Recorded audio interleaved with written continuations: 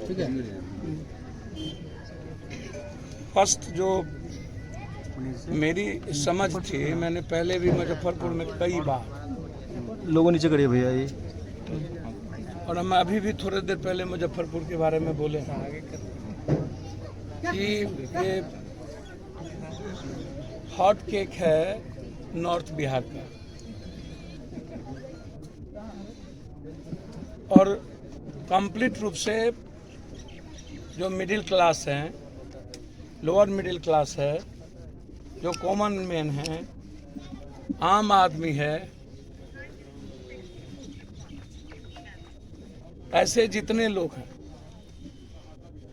क्या कारण है कि उनको कहीं से भी जस्टिस की उम्मीद, न्याय की उम्मीद नहीं रहती है। अपराधी, माफिया, दलाल, नेता, पदाधिकारी, ये चारों की रिश्तेदारी, ये नेक्सस। पुलिस सब के सब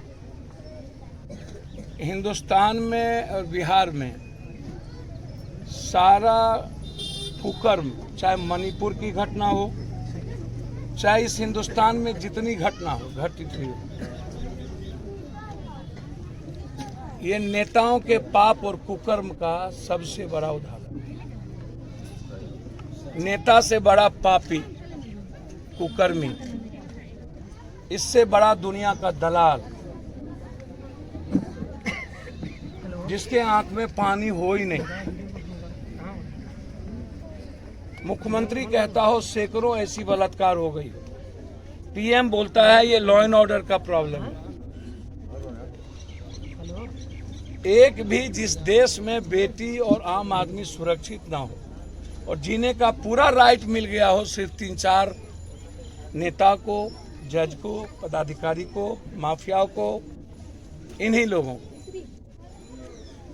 चार्जशीट नहीं भेजने का पैसा, चार्जशीट रोकने का पैसा, चार्जशीट भेजने का पैसा, धारा जोड़ने का पैसा, धारा नहीं जोड़ने का पैसा, डायरी में नाम जोड़ने का पैसा, डायरी में नाम नहीं जोड़ने का पैसा, ऊपर से नीचे हर चीजों में आम आदमी की जिंदगी को खत्म कर देने वाली ये व्यवस्था। इतनी बड़ी घटना, परसों तरसों हम बारसोई में थे, जहां पुलिस के द्वारा 3 लोगों की मौत हुई। अब पुलिस कहती है कि किसी गुंडे ने आकर के गोली मार दिया। मेरी फायरिंग से नहीं हुई। मैंने आज ही न्यायिक जांच की मांग की है। हम खुद ही भर दिन वहां थे। आम आदमी को केस में इन्वॉल्व किया गया। स्मार्ट मीटर और 3 घंटे बिजली से ज्यादा नहीं रहती है, इन मुद्दों को लेके 20,000 आदमी धरना प्रदर्शन पे थे। और फिर पुलिस का यह बयान, सरकार की चुप्पी। मुझे लगता है कि पूरी पुलिस महकमा सरकार को खत्म करने में पूरी तरीके से ये, अभी दरभंगा में दंगा हुआ, हम रात भर दंगा में वहीं कैंप किए। एक गांव है मधुरापुर, उस गांव में 32 घर में बिना सिपाही के बेतरीके से सारे महिलाओं को नंगा करके पीटा गया। सारे घर के संपत्ति उठा के लेके चले गए। मेरे जाने के पहले पुलिस वहां से भागी, जबकि वहां एसपी डीएम दोनों थे। वहां भी पुलिस ने यही नंगाई किया। पुलिस से अपराधी नहीं मरता है, पुलिस से माफिया नहीं मरता है, से अपराधी नहीं मरता है, पुलिस से माफिया नहीं मरता है। नंगा करके बेगूसराय में एक बेटी को पीटा गया, बदन पर कोई कपड़ा नहीं था, 1.5 घंटे तक उस पर कोई बहस नहीं हुई। कल एक बेटी को बलात्कार करके बछवाड़ा में जिंदा जला दिया, उस पर बहस नहीं है। 7 महीना से ईसी सिंह को उठा करके ले करके चला गया क्रिमिनल ने, उसको बेसियालय में बेच दिया। जज की ना होने के बावजूद भी उस पर बहस नहीं है। बहस सिर्फ इतना है कि हम अपराधी माफिया दलाल को कैसे सुरक्षित करेंगे जिससे मेरा थाना और मेरा पैसा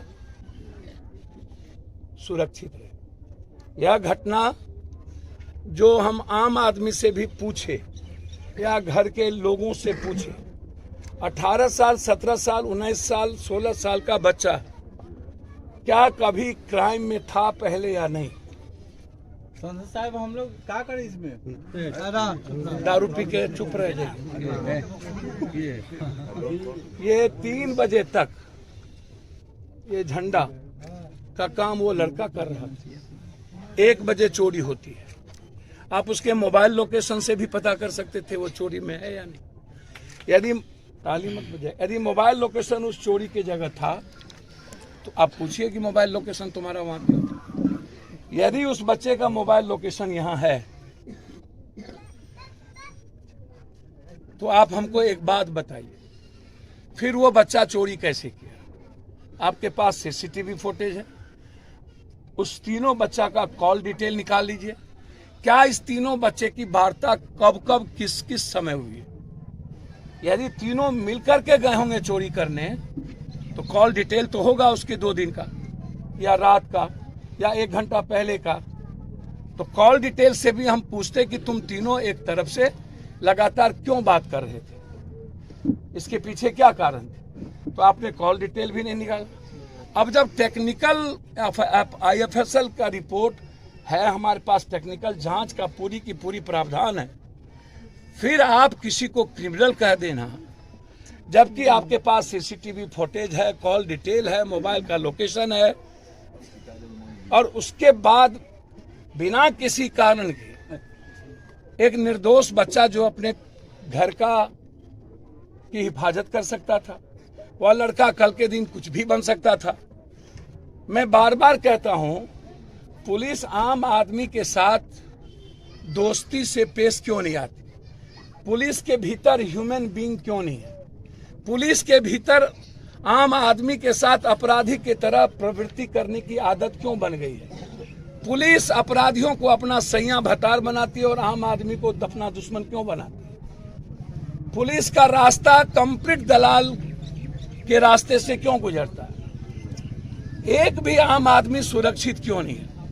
लगातार मुजफ्फरपुर में कल भी जिस तरीके से मर्डर हुए, मार दिया गया, मैं तो आज जब से मैं होश किया हूं, 83 में हम मुखिया बने, 80 में हम अमेरिका से आए, तब से लेकर के मुझको 40 साल हो गया इस सड़कों पर लाठी खाते खाते और देखते देखते। नॉर्थ बिहार का ये मुजफ्फरपुर ये अपराधी माफिया दलालों का चारागाह बना हुआ है और उसको पूरा संरक्षण देता है इस पुलिस पदाधिकारी।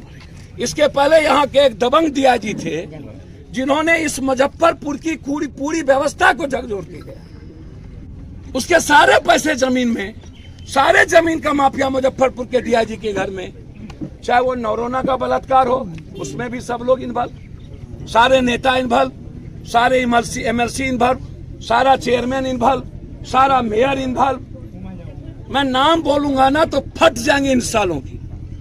मैं हमेशा नाम बोलना नहीं चाहता हूं, कई बार मैं नाम कह चुका हूं। मैं इन सब का इंक्वायरी चाहूंगा, मैं कोर्ट जाऊंगा। चुपिए, मैं इन लोगों के साथ मैं घसटूंगा। हाईकोर्ट गया हूं इसी सिंह में, अभी तक वेश्यालय एक बच्ची को बेच करके जिंदा कैसे है, मिटा क्यों नहीं? आज इसको कर दिया और डीएसपी को बचाए जा रहे हैं आप। जिस डीएसपी ने बच्चों के छाती पर चढ़ के, क्या दिनेश सिंह की गिरफ्तारी होगी? सारे अपराधियों के जनक है दिनेश सिंह और वो डीआईजी का रसूख, क्या आप गिरफ्तारी करिएगा? क्या ये चंदन के सस्पेंशन की उम्मीद है? हमें लड़ना होगा। आम आदमी को लड़ने और मरने का जज्बा खत्म हो गया है। मुजफ्फरपुर में निपुंसक और कायर लोग जन्म लिए, 7 महीने से बेटी को बेच दे और हम चुप रहे। हमको मात्र 3 दिन पहले जानकारी मिली। 15 दिनों का मैंने अल्टीमेटम दिया है, अन्यथा वो स्थान जिसका नाम चतुर्भुज है, या तो पप्पू रहेगा या तो चतुर्भुज रहेगा। ये आप इस बात का ख्याल रखिएगा, गाली मत करिए। मैं फिर आपको कह के जा रहा हूं, इस बच्चे के न्याय के लिए समाज के लोग जहां खड़े रहेंगे, मैं कंप्लीट रूप से परछाई की तरह उनके साथ खड़ा रहूंगा। लेकिन ये समाज को तय करना पड़ेगा। मृत्युजा एक गरीब परिवार से है, कल उसके साथ सारा नेता जाति के आधार पर बोलेगा छोड़ दो, हो गए, पैसा ले लो। ये नेता लोग सिर्फ जाति के आधार पर अपराधियों का मूल्यांकन करते हैं। किसका मर्डर हुआ, कौन जात के लोग हैं, किसने मारा, कौन मरा, किसका बलात्कार हुआ, किसने किया, कौन जात थे।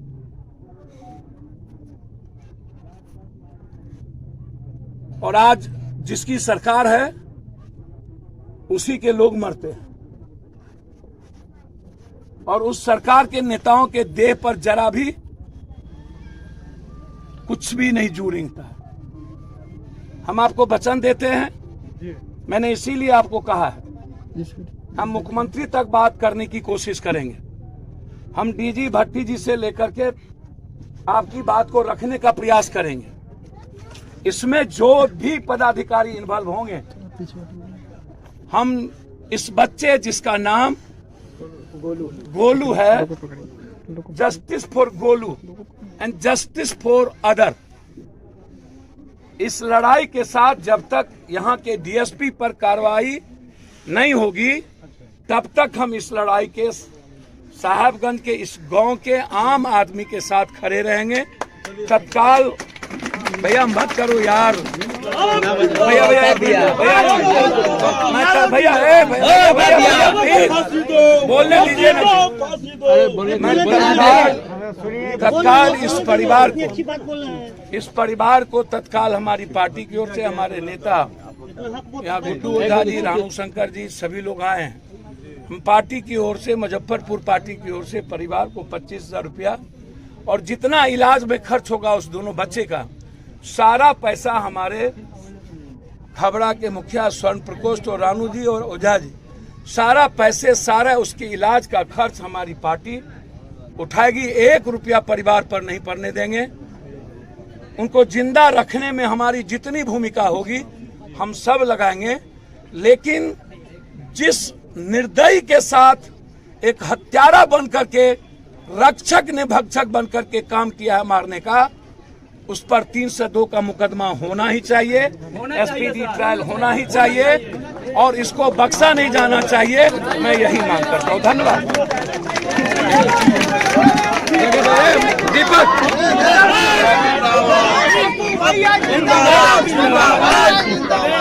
देखिए, प्रशासन आता है बचाने के लिए, प्रशासन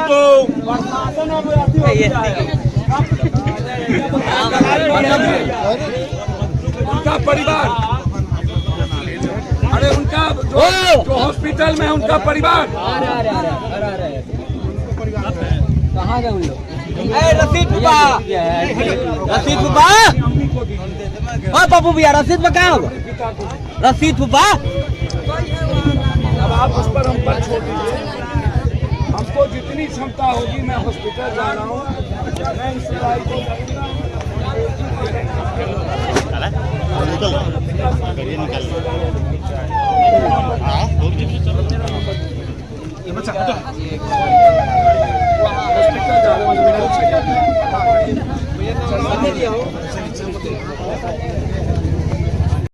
पूछेंगे तो आप बोलिएगा। आप मृतक के कौन लगते हैं? पिताजी, आपका क्या लगता है आपके बेटा की मौत कैसे हुई है? वो पुलिस के मार से, चंदन कुमार और प्रदीप कुमार के मार से। आपने प्रदीप कुमार का उनकी जो मार से पहले आपने उनसे मुलाकात की थी? जी, क्या बातचीत हुई थी? अच्छा था। कहा कि हम रात को ये लोग ले गया है चौवर में हॉस्पिटल का आगे ले गया है, और उसके बाद में धो के मारा है, पानी पिया के मारा है हम लोग को। थाना से बाहर ले गया हाँ, था? थाना से बाहर, चौवर में, मछैया चौवर में। चौर में मारा? हाँ, चौवर में मारा, रात को मारा चौवर में। उसके जब आपने अपने बच्चे से मिलने गया था, हाँ। उस वक्त उनको पिटाई नहीं लगी थी? ना उस टाइम में पिटाई नहीं लगी, तो राते के पीट दिया था। क्या बजे मिलने गए थे आप? हम गए थे, सवेरे नहीं गए थे। ए मोबाइल हटा। क्या बजे गए थे? हम गए थे मोटा मोटी 8-9 बजे दिन में। दिन में। उस समय आपका बच्चा ठीक हाँ था? बच्चा ठीक था, यहाँ तक कि हम लोग खाना भी खिलाए। 12:30 बजे तक हमारा बच्चा ठीक था। ठीक था। उसके बाद क्या बजे आपको खबर मिली इसका मौत? खबर हमको मिला आपको ये 1:30 बजे। किसके द्वारा खबर मिली? खबर मिला 1:30 बजे की, जैसे ये आए गिरी जी आए, डॉक्टर गिरी जी आए, जी। तो वो कहें कि एक का सीरियस है, अच्छा। एक का सीरियस है। तो फिर हम पता लगाए कि भाई सीरियस कौन है, तो मालूम हुआ कि गुल्लू है। ये लोग PhD ले गया पारू, डॉक्टर बोला कि नहीं एक्सपायर कर गया है। तो ये लोग फिर ले गया मुजफ्फरपुर, जाके वही मेडिकल में डाल के ये लोग चला गया। अब जिस कानून का सहारा आप ले रहे थे वही कानून आपके बच्चे को मौत कर दिया, अब क्या करेंगे आप? अब हमको तो भाई उस पर केस करेंगे। हमको तो जान का बदला जान चाहिए। हमारे यहाँ तो गोली दे दे, तो जान दे। आपके बच्चा को कब यहाँ से देवरिया थाना यहाँ से कब ले गए यहाँ से अरेस्ट 1:30 करके? बजे रात को उठा लिया है। आपके बच्चे को पहले से भी कोई अपराधी मामला था क्या? एगो था तो वो तो निपट गया था, साजिद के तहत फंसाया था। तो हमारा बेटा रहता है बाहर रहता था, और उसके बाद में ये 1:30 बजे उठाया बच्चा को, और उसके बाद ले गया लोग, और वो उसी रात को पीटा वो मछलियाँ चौर में। और दिन में भी ठीक था। 9 बजे हम लोग उसको नाश्ता कराए, 12:30 बजे खाना मंगा के होटल से खिलाए, और उसके बाद हम लोग कहें कि भाई हमारा लड़का चाहिए, हमको दिखाइए, हमको फेस टू फेस दिखाइए। तो कुछ बोलिए नहीं रहा है। गेट भीतर से बंद किया और सारा स्टाफ फिरा हो गया, भाग गया सब। और वो उतने देर में, मतलब आधा घंटा के अंदर में 10 थाना आ गया चौक अथी पर। अभी अब बच्चे की लाश अभी नहीं लाई है? नहीं लाए। अब जाइए लाने? हाँ जाएंगे लाने। मेडिकल में हो गया उसका पोस्टमार्टम ना, हो गया? अभी नहीं पोस्टमार्टम होगा, हम लोग जाएंगे तब वही होगा। ठीक। क्या नाम क्या हुआ आपका? हमारा मुर्तुजा अली, ठीक। घर मोहब्बतपुर।